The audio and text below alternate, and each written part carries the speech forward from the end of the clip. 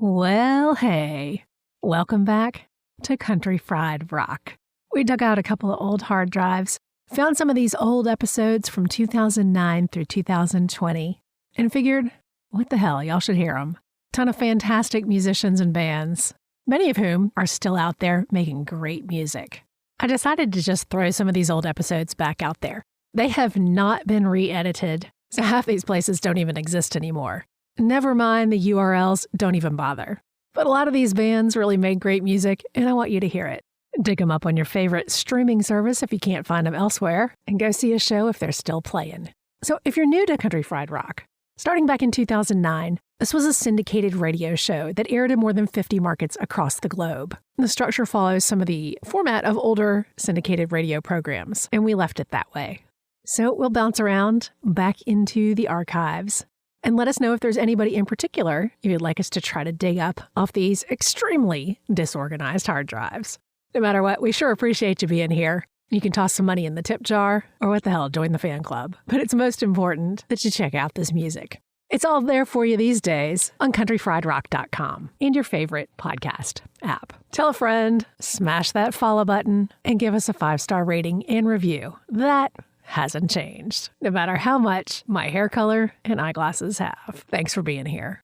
Hey y'all, it's Sloane Spencer. Thanks so much for finding all these new old episodes of Country Fried Rock. I've got something completely different available these days called Sleep with Rock Stars. And it all started from a listener comment back in the very early days of Country Fried Rock who said, I slow these down to 75% and fall asleep to them. And I was like, well, over the years I started thinking about it, and I recently started Sleep with Rock Stars. It's the Gen X sleep podcast, and you can find it at sleepwithrockstars.com or your favorite podcast app. Welcome to Country Fried Rock, where we talk with musicians to find out what inspires their creativity. Country Fried Rock, music uncovered. My guest today on Country Fried Rock is BJ Barham of the Raleigh band American Aquarium. Welcome to Country Fried Rock. It's good to be here. Thank you so much. My voice is going badly, so I apologize. Well, I've actually been a fan of the band for a couple of albums, but that's only been a couple of years because y'all have put out a lot in a short period of time. Yeah, we've put out, I think this is going to be our 5th full-length studio record, but this will be like our 7th release in 6 years. That's pretty amazing how you managed to make that work while still be on the road pretty much all the time. Yeah, I guess Antique Hearts came out in February of 2006. It's been Antique Hearts, Bobble and Bottle, Dance for the Lonely, the Bones EP, Small Town Hymns, a live record. This will be our 7th release, yeah. Burn Flicker Die will be our 7th release. I don't know if it was by design or simply coincidence, but did you all intentionally choose to work with different producers each time? Yeah, kind of. We're one of those bands that we really believe that every record should kind of try to sound different. Some of my favorite bands put out the same record every 2 years and not buy them and I enjoy them. We just wanted to have something that sounded different every time. So one way to ensure that it sounds different every time is getting a different producer every time. How did you get into playing music originally? I've always kind of been into music in high school and all that kind of stuff. I played around with, I've always been a vocalist. I've always been one of those dudes that loves singing. I grew up in the church. That always just leads to singing. I sang in school. I was a theater kid. Did all that kind of good stuff in high school. So I've always been singing, but I never really realized that I wanted to play music for a living until probably my freshman or sophomore year in college. Before that, it was just kind of a fun deterrent. I could write songs and it was funny, and I wrote funny songs for my friends, and then I wrote pretty songs for girls. And then I started realizing that it was something that no matter if it was funny or lovey-dovey, that people really appreciated what I did. But what really launched me into playing music was a really bad relationship. It was very cathartic for me to write it all down. And then when I wrote it all down, I realized I had 16 songs about the same kind of topic. That's where, Antique Hearts, Bobble and the Bottle started, was writing songs about this relationship. You didn't intend for them to be conceptual. It was more just that's where you were at that time. Yeah, looking back in retrospect, I've learned that I write exactly what I know or exactly what's going on in my life at that time. And I've learned that, every year that turns into an album of, it's kind of a snapshot of where my year's been or where my head's been during that year. Several writers have said something to the effect of, at first you write about your life, then you write about your friends' lives, then you start writing about characters. Exactly. A couple songs off the first few records were very character-based just because I'm a huge Springsteen fan. I'm a huge Dylan fan. I'm a huge Paul Simon fan. They're the kings of like writing these like really great narratives about people that they just make up. Like these kind of just like bad that don't really exist, but they tell them in such detail that you really believe these people exist. And I think Craig Finn from Hold Steady is another one of those new guys who just makes up these people and tells these really, really descriptive stories about them to where they're almost real people by the end of the records. Because Springsteen and Paul Simon come up a lot, what kind of hooked you on their songwriting? The detail. I'm such a fan of Springsteen in particular is my biggest, influence. He's so descriptive. Like I've been to New Jersey, and New Jersey is a giant. He paints New Jersey in such a romantic way that you're like, oh man, I really want to go to New Jersey. The first time I drove up the Jersey Turnpike, I was like, is this really what those records are about? The first time I walked out in Asbury Park, blew my mind. Like the whole time we were riding, into Asbury Park, I'm just humming Sandy. And then all of a sudden I get there, I'm like, you've got to be kidding me. This is like Myrtle Beach. It's like a really bad Jersey Shore version of the Myrtle Beach. It was so weird. But then like you hear these songs about Asbury Park and like it's the most magical place of all time. That's where, not only just like the words, but that's where you really appreciate Springsteen because he took something that was dismal, turned it into something almost fairy tale like. And so then Paul Simon kind of coming at it from a different angle. Yeah, Paul Simon, I just always appreciate like his honesty, his approach to songwriting. Those first couple records, I remember the first time like my dad played me like that self-titled record, me and Julio down by the schoolyard and stuff like that. I just thought, this guy sounds so different yet so familiar. That's my favorite. And then over song. the years, he's really pushed a lot of boundaries with his songwriting. He was a big one. Springsteen was a big one. Dylan was a big one. When I was in high school, I used to listen to just top 40, whatever my parents played, whatever was popular with the kids.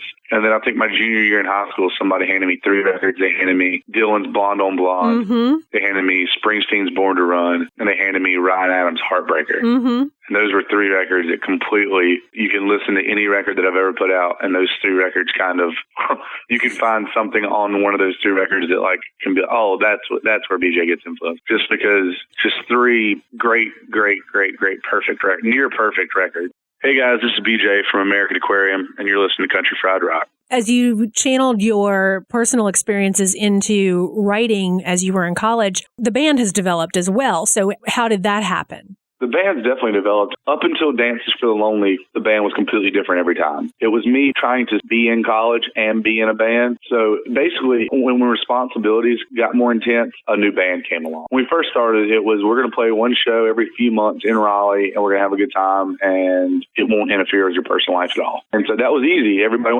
wants to be a part of that. Everybody wants, that one chance every couple months to get up on stage and be the cool dude. And then it turned into, okay, guys, well, we're going to play a couple shows a month in Raleigh, and we're also going to try to go to like Charlotte or try to go somewhere closer and play another show. And then that changed. And then so on and so forth until by the time when Dances for the Lonely came out, it was like, hey guys, we're going to be on the road for 300 days a year for the rest of our life.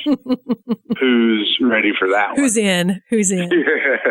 Still, we've lost one member since that record, but it's been pretty much the same band, and I have a core now. I have a band now. Before I had people who played with me, people who toured with me, people who were nice enough to stick around for a little bit. But the difference between the first couple records and now is I have a band. I know exactly. These are my best friends. These guys have been with me for the newest member's been in the band for almost 4 years. We're doing okay.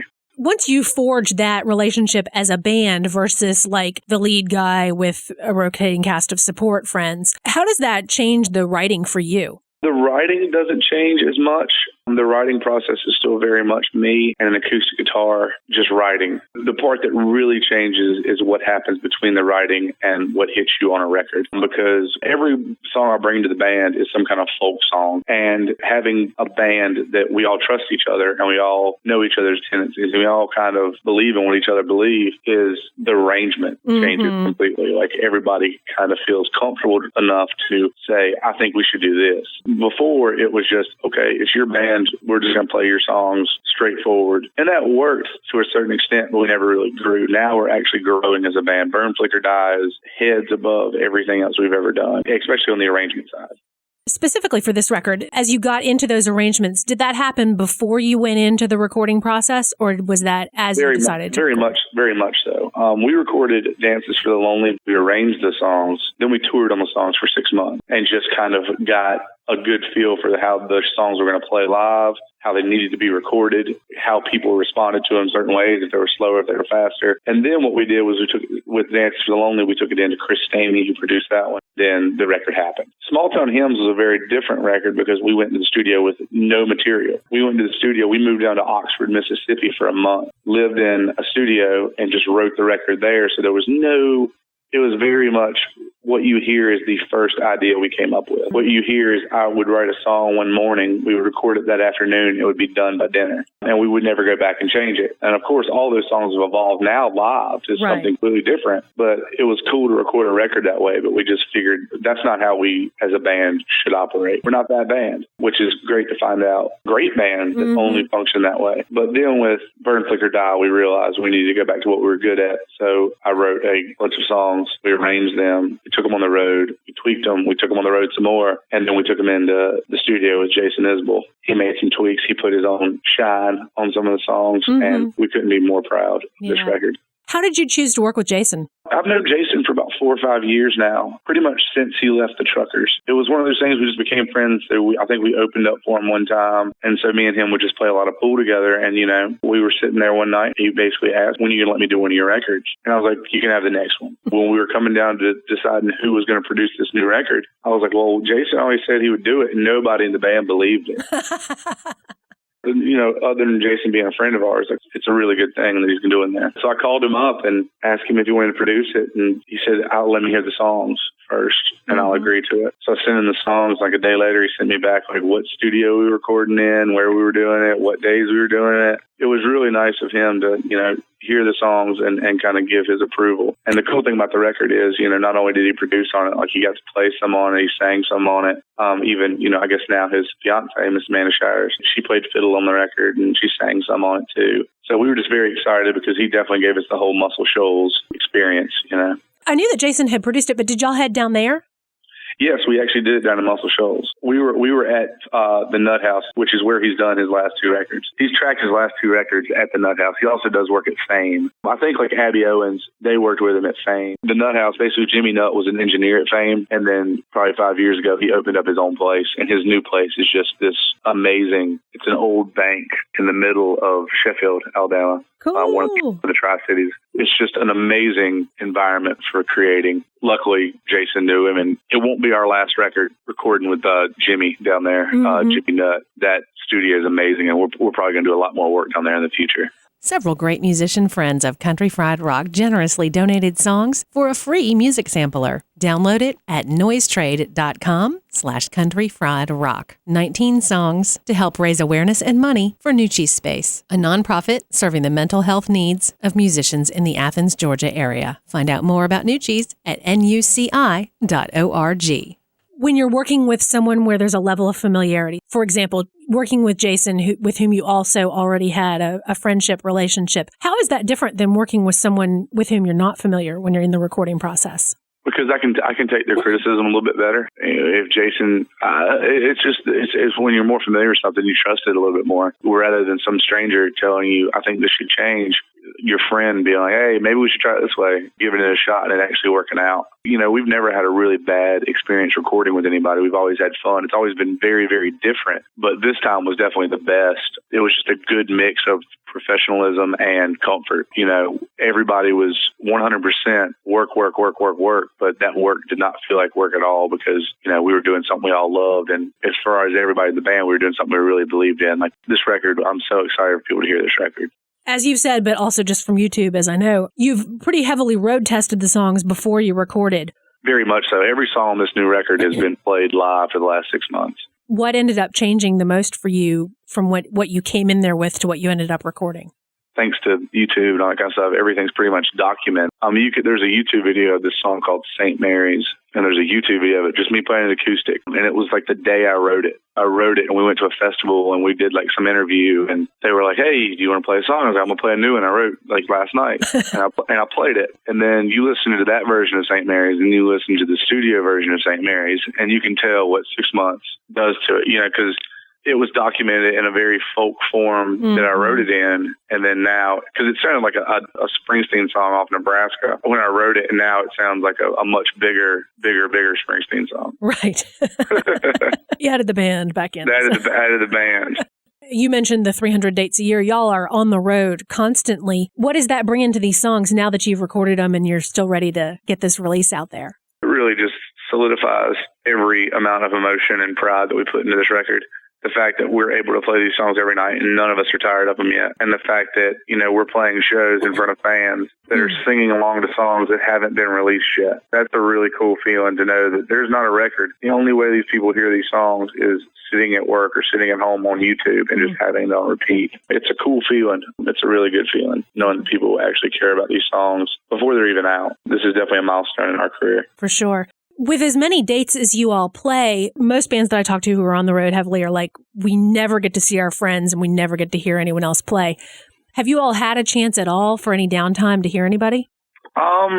Not really. If I'm home, I try to enjoy being home. I live in downtown Raleigh, so there's a bunch of the bars and music venues within like a block or two of my house. So I occasionally get to go see friends' bands when they come through. So I got to see our friends Shovels and Rope. I got to see those guys last time they were through. And then the last time our friends, this band from Baltimore called J. Roddy Walson in the Business, I got to see them when they came through. We're going to see the Gaslight Anthem on Thursday. I'm excited about that. It was sold out, but a friend of mine at the club put me on the list.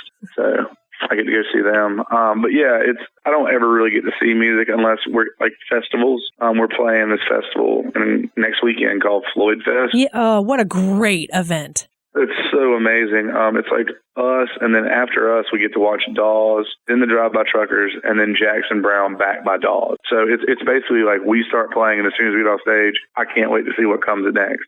Do you all have a chance to choose who is going to be playing with you in any of the dates? Do you like pick an opening band and take them with you?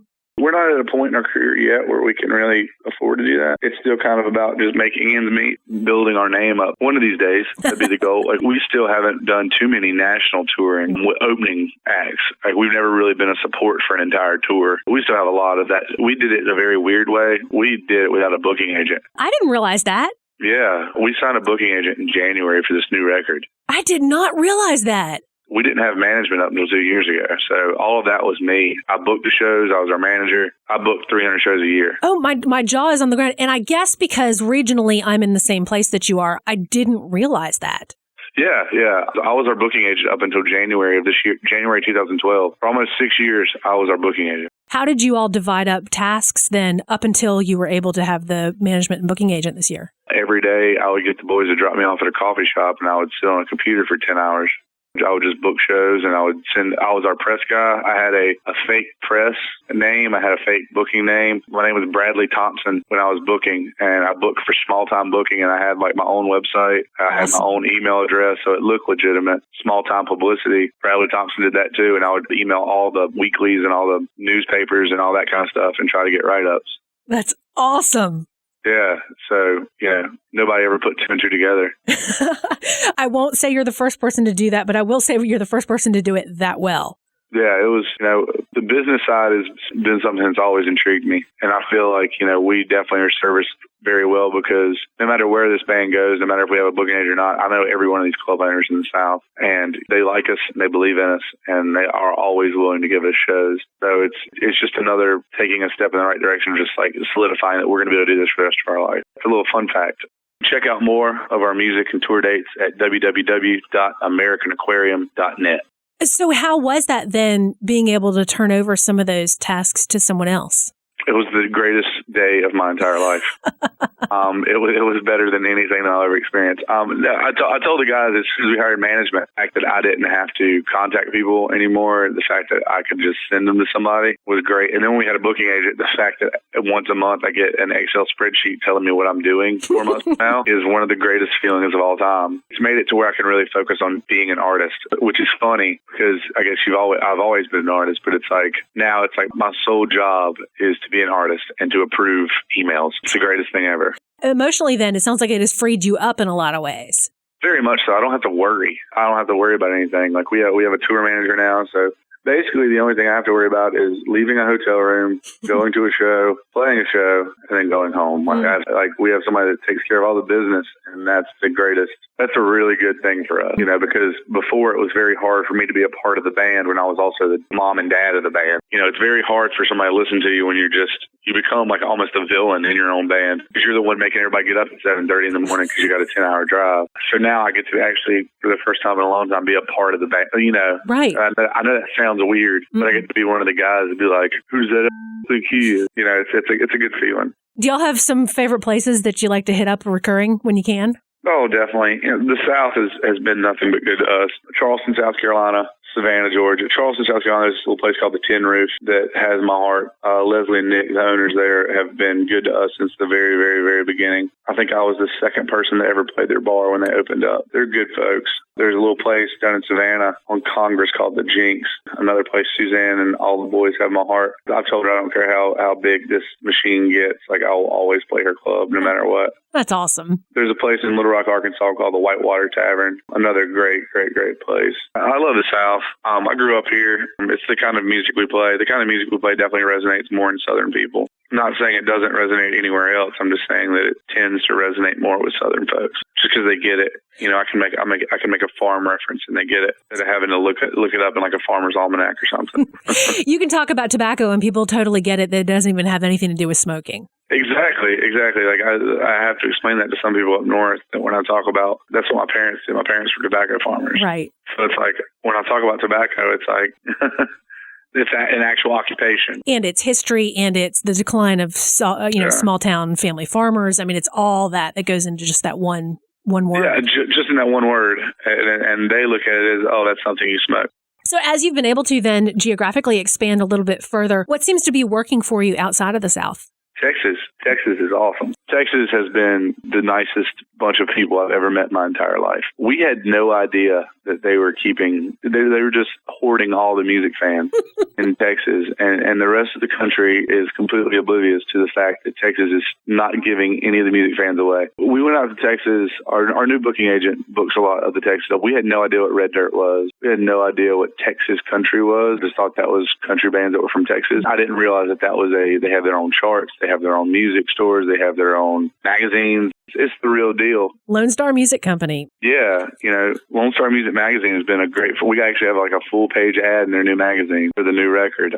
They're just really good to us. They've been really nice. And we did a tour in March for South by Southwest where we spent about a month in Texas and Oklahoma and nothing but awesome people. We toured with Jason Boland and the Turnpike Troubadours. Oh, yeah. The Turnpike Troubadours are hands down one of my favorite bands now. Cool. They're young guys and they're definitely making a huge name for themselves in the Texas scene. So we're going back to Texas in October and November. And we're doing a bunch of shows with Reckless Kelly. And we're doing a bunch of shows with the Turnpike Troubadours. Anytime you're lucky enough to get on tours like that. Texas, it's one of those senses of like, it's definitely like a big fraternity. Being able to be, a part of that and be able to play good music. That's the big thing. A lot of folks in Texas are really leery of us because we're from North Carolina. But then they hear us play and they're like, oh man, you guys sound just like some of these bands. And I'm like, cool. Yeah. Because like I said, we never knew it was a genre. So we're just very, very excited that folks in Texas let us play. It wasn't all unicorns and rainbows in Texas. There were a couple people that came up and said, you guys ain't Texas enough. And I was like, there might be a good reason for that. Right. I'm sure you found that the whole issue of can you dance to it?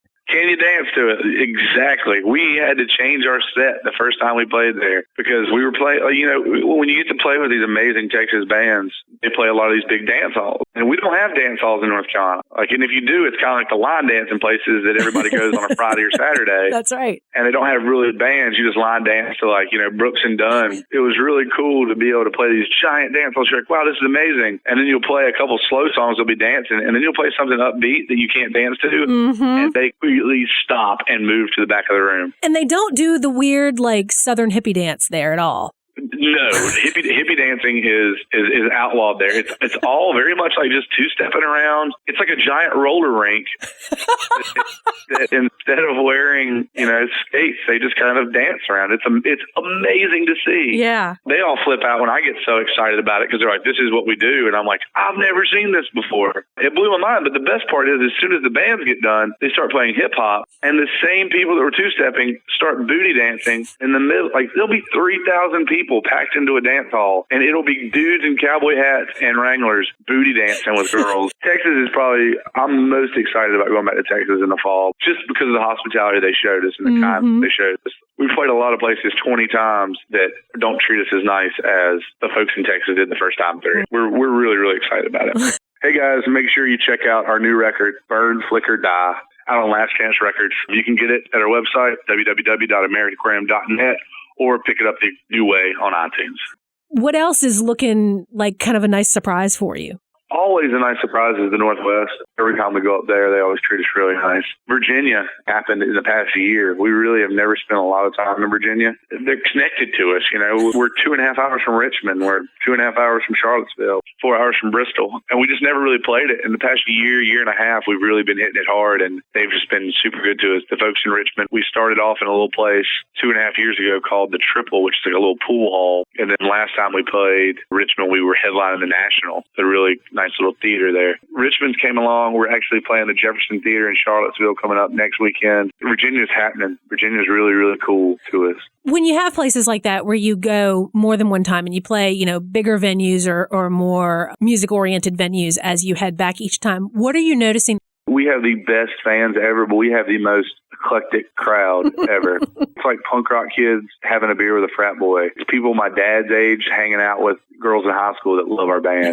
I will never, ever, ever complain about it. It's sometimes it's just so funny to see like the kinds of kids in certain areas, like in Columbia, South Carolina and Savannah, Georgia. Most of our crowd is like the tattooed up old metal kids who are really into country now. They're really into the truckers in Lucero and stuff like that. It's weird to see them mixed with the guys that are really into the Texas stuff. It's funny. But it's awesome, though. At the end of the day, everyone loves a good sad song. Everybody's been broken up with, so it's funny to see. They have the same reaction. They just look different. In working with different people as you go into the studio each time, intentionally, as you say, that brings out a very different sound in a band each time. And are you finding that people get it, that that's what you do? Or is it like, oh man, but I liked that record? We have plenty of people who walk up to us and be like, "That's for Lonely's my favorite record of y'all's." Everybody, like, I'm the same way with bands. Like, I have my favorite records, that sound different. I get what they're talking about, but I don't think they understand that it's we intentionally, I don't think they notice that it's a different producer every time, and it's a different guy that mixes the record every time. And it's a different guy. It's a different place that we did it, different studio. I don't think they notice stuff like that. I just think they notice that sonically, I like this one better than I like this one. Caitlin Carey, who used to be in a band called Whiskey Town, she's nice enough. She sang on every one of our records. But yeah, we don't really purposely try to change it up too much because we definitely feel like we have a sound. It's just fun to see how different people capture that sound. That's the part for us that we're like, okay, this is cool, or maybe another way was better. What are you excited about that's going to be new with the process this time around? Just everybody being so proud of the songs. Every other record, there's always been something that somebody didn't like, or there's always been a couple songs that somebody didn't think should be on the record. This record, we're all 100% positive about it. Everybody in our band is very, very excited about people hearing this. We just want people to hear it. This is the game changer. This is the record for us that we really believe people are going to get, no matter if you hate everything we've ever done before. We think you're going to like this record. Hey guys, this is BJ from American Aquarium, and you're listening to Country Fried Rock. Couple of totally random questions. Long story short, but it's a Chris Stamey connection. When I interviewed Peter Holzapfel, now I ask people, what was the first vehicle that y'all used on your first big on-the-road tour? The first big nationwide tour we ever did was in my Trailblazer, my 2004 Trailblazer.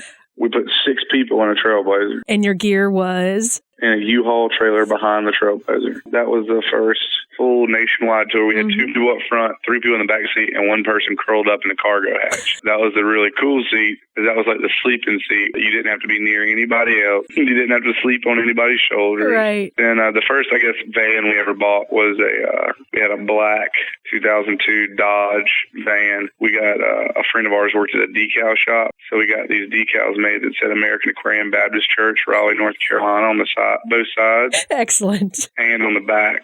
And we had that van for 2.5 years, and we never got a ticket in it. And we got pulled over once in Portland for going 35 over, and we told the cop that we were a youth group who was late for a revival. And he totally let us go. That's fantastic. It was great. Now we're really boring. We have one of those white vans with a white trailer, and very generic van stuff. It was awesome though, because like every time we would pull up somewhere, like you would just read people's mouths being like, American Aquarium, Baptist. For a while, if you typed in American Aquarium into Google, one of the options that came up was Baptist Church because people had been Googling it. It was awesome. It's hysterical. It was really funny. Yeah, now we're in the white van and nobody really knows. And what do y'all agree on to listen to in the van? The rule is whoever's driving gets to pick whatever we listen to. But we all have very similar taste. The stuff we're listening to now, we all like the new Dolls record. I absolutely love that new record by the Lumineers. It's just a great record from start to finish. I love the old stuff that people associate with our band. I love listening to Tom Petty's records. I love Springsteen. I listen to a lot of Hold Steady. I love the Gaslight Anthem. Shovels and Rope. Anything that Carrie Ann Hearst sings on is perfect. She's the Loretta Lynn of my generation, and she's perfect. I've been trying to get them on the show forever, and they're on the road so much I can't nail them down. We're very, very lucky when we cross paths. It seems that every time we're in Charleston, they're actually home, and every time they're in Raleigh, we're actually home. Oh. So it works out great because like we get to see each other and we get to sing on each other's stuff. And her voice, her stuff on Hayes record's great. Hayes is another one. Hayes is really popular in the band. But then stuff that throws people off, like our bass player really loves like electro pop, like really loves stuff like the Killers, and then anything happened since the Killers. It's very dancey and poppy. He loves that stuff, and I'm a huge fan of like hip hop. Really? Huge, gigantic fan of like just backpack hip hop. Like I used to manage a record store, and a guy got me into listening to a lot of hip hop, and I really and truly think it's one of the only evolving lyrical art forms. They come up with, it may be stupid what they say, but they come up with some of the coolest ways to say things in hip hop, and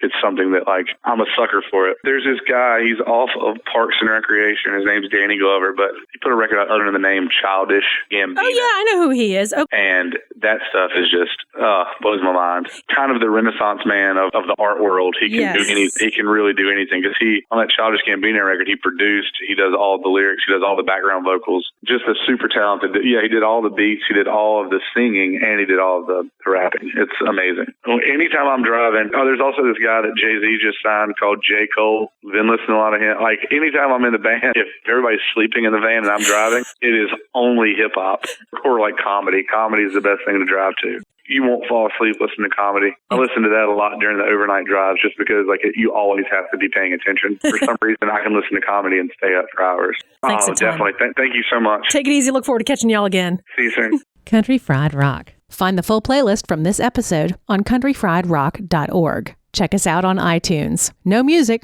just talk. Our theme music is from The Full Tones. Our Country Fried Rock stinger is from Steve Soto and the Twisted Hearts. Country Fried Rock. Copyright 2012 by Lily Pad Productions. All rights reserved. Ever he been helping us some country fried